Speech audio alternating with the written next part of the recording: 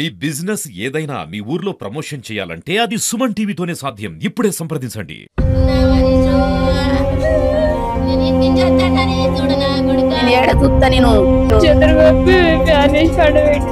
విచారం లేకనే మేము అడుగుతే చేస్తున్నాం. హాయ్, హలో, నమస్తే, వెల్కమ్ టు సుమన్ టీవీ. నవమాసాలు కన్ని మోసిన తల్లే ఆ ఇద్దరు పిల్లలకి పాశంగా మారింది.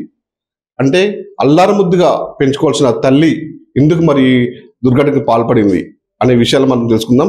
మహబూబాబాద్ జిల్లా కేసనూరు మండలం నారాయణపురం గ్రామంలో 2 హత్యలు అంటే తల్లే చేసిందని చెప్పేసి పోలీసుల విచారణలో మాత్రం తేలిపోయింది. అసలు మరి హత్యల వెనుకాల ఉన్న కారణాలు ఏంటి, ఎందుకు చంపాల్సి వచ్చింది, అంటే కనీసం మోసి కనిపించిన తల్లి ఇంత ఘోరమైన పరిస్థితి ఎందుకు దిగజారింది అనే మాటలతో మనకి ఒకసారి సిఐ గారు, సర్వే గారు మనం అడిగి తెలుసుకోం. సార్ నమస్తే. ఏంటి సార్ అసలు అంత రాష్ట్రం మొత్తం కూడా ఒకవైపు చూస్తుందంటే కనిపించే తల్లి ఈ విధంగా ఇద్దరి కుమారుని చంపిందనేసి ఎవరు నమ్మలేకపోతున్నారు. అసలు ఏం జరిగింది సార్? నారాయణపురం గ్రామానికి చెందినటువంటి పందుల శిరీష అనే ఆమె 25 years ఉంటుంది. ఆ ఉపేందర్ అనే అతన్ని లవ్ మ్యారేజ్ చేసుకున్నది. చేసుకున్న తర్వాత అతను క్యాబ్ డ్రైవర్ చేస్తాడు. నిత్యం తాగిపోయి ఇంటికి వచ్చిన తర్వాత తన భార్యను అంటే శిరీషను కొట్టి తర్వాత బాగా హింసించేవాడు. అతనికి నీకు అక్రమ సంబంధం ఉందన్న శిరీషను నిత్యం వేధించేవాడని, తన 3 పిల్లలకు ప్రేమ లేకుండా తన అత్తమామల దగ్గరికి పిల్లలు వెళ్తున్నారు, నన్ను దూరం చేస్తున్నారు, అసలు పిల్లలకు ప్రేమ చూసుకొనియట్లేదు అని చెప్పి జీవితం మీద విరక్తి చెంది ఆ శిరీష తనకు తాను ఆత్మహత్య చేసుకోవాలని నిర్ణయించుకున్నది. కానీ నేను చనిపోతే నా పిల్లలంతా ఆగమవుతారన్న ఉద్దేశంతో ఒకరినొకరిని చంపాలని నిర్ణయించుకొని వాళ్ళ 2 కొడుకులను చంపేయడం జరిగింది. జనవరి నెల 2025 లోపు తన చిన్న కుమారుడు అయినటువంటి నిహాల్ 2 years ఉంటాడు. అతన్ని తన ఇంటి ముందు గల వాటర్ సంప్లో వేసి చంపేసింది.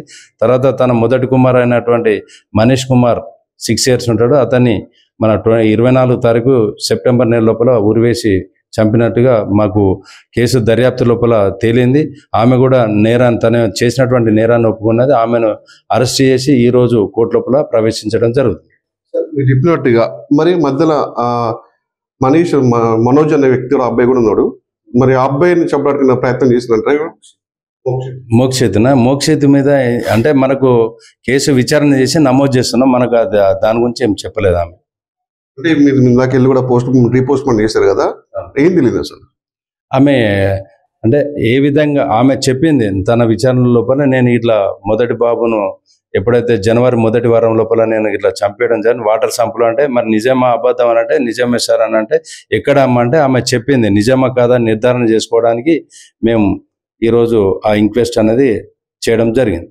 గతంలో మొన్న చూసినట్టయితే 31st ఆ రోజు నైట్ బాబుని మెడ మీద కోసి పడుకున్నప్పుడు చంపే ప్రయత్నం చేశారు. బాబు హాస్పిటల్కి వచ్చి ప్రాణాపాయం నుంచి బయటపడ్డాడు. పోలీసు కేసు కూడా నమోదు చేశారు.